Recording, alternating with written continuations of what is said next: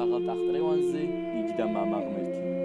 თეთრი ღრუბლები ეფინა ბალიშებად, მყინვარი შანდლად ედგა, შიგმზე სანთლად ენთო. და ხალხს ელვის კვერთხით სურვილს ანიშნებდა.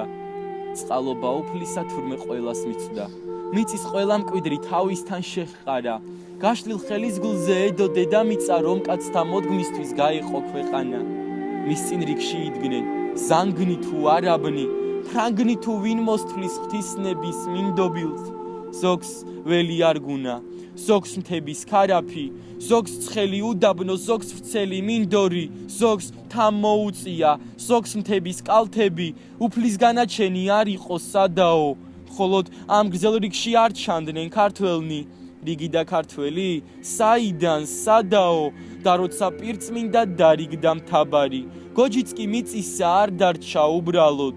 უეცრად ჩვენები, სად იყვნენ, სად არა, წარუდგნენ და ჰკითხეს, ჩვენ რა ვქნათ უფალო. მიწის ამზომველნი სულ ძლივს ღაღაფავდნენ, ფრია დამშვრალი ჩანდა თვით მეუფეც. განცვიფრდა, ვინა ხართ, სადა ხართ აქამდე, მთელი დედამიწა გავყავი მე უკვე.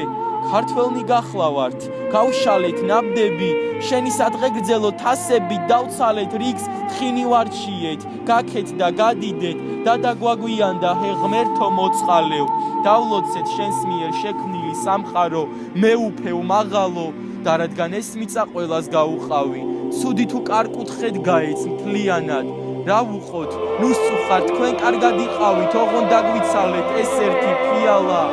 ალპებად, ანდებად თუ კავკასიონის მთებად, აიწნენ წარმებს შეკრული. სად დაგაბინაოთ, არ არის იოლი, ასეთი ლამაზნი, მამაცნი, ერთგულნი.